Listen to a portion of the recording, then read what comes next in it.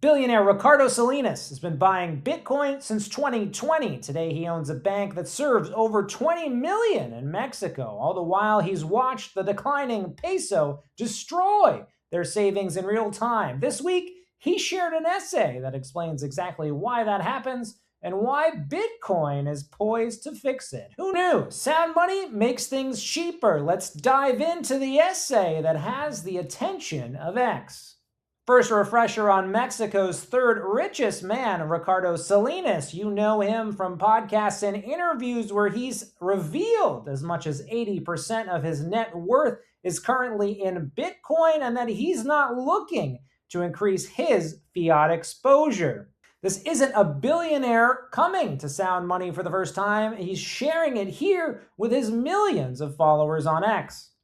Over to the article, Number Go Down from Alan Farrington and Sasha Mayers. You may know them as the authors of the book Bitcoin is Venice. This is a packed and dense article, the kind that's newly going viral on X, and its subject matter is dense.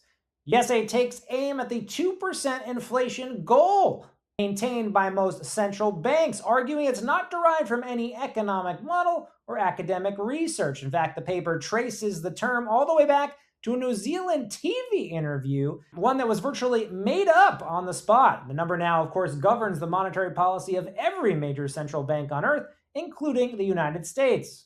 There it mixes classical economics with what we now know about computing, arguing Moore's law kills the paradox of thrift. Computing costs have halved every 18 to 24 months for 50 years, but the demand for computers has correspondingly exploded. Farrington argues nobody is waiting for a better entry point to buy new computers. If the paradox of thrift were true, he says no one would have bought a computer since 1970. Further on, they argue fiat stimulus has never once in recorded history produced provable improvement in capital allocation. Crucial to their thesis is the year 1971, where President Richard Nixon moved America off of a gold standard. From there, they've argued that the fiat system fails against its own benchmarks. Sound money, correspondingly, they say, produces entrepreneurs who can lower the cost of steel, transport, and automobiles. Here, a graph of the Ford Model T. How? It made transportation more accessible. By contrast, they say inflation rewires that incentive at the source, turning builders into speculators. People who should be asking, what can I build now, want to put their money in investments that won't lose value. Every dollar printed is a quiet tax on the next person, who they say should have spent energy making something cheaper instead of just trying to survive debasement. We'll end by reading some of our favorite passages here in an essay that really requires your full attention. Pre-1971, money worked, so we needed very little and consistently little finance. Post-1971, money has been completely broken, and so we need never-ending, proliferating financial services just to make up for all the, quote, bullshit injected at the source. Deflation does not prevent investment. The causality runs the other way. Deflation can occur only where investment has already succeeded, where an entrepreneur has risked capital, discovered a more efficient method of production, and passed that savings on to consumers and competitors alike.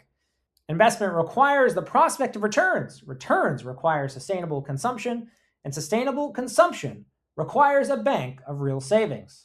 In conclusion, this is not a theory, it is a description of what happens when entrepreneurs are free to allocate capital honestly. Of course, you can check out the whole essay on X, and if you're ready to withdraw from the fiat system, you can check out our sponsors over at Trezor.io, the leaders in Bitcoin self-custody, the new Trezor Safe 7, helping millions around the world buy their first Bitcoin, withdraw it into their own savings, thereby sending their price signals through a system that's decentralized and honest. Ready to leave the fiat system behind? You can head over to Trezor.io and check out the Trezor Safe 7. Once you buy from an exchange, withdraw to self-custody, take control, and send your price signals through a decentralized economy where inflation isn't running rampant. You can go to Trezor.io. We thank you for supporting the show.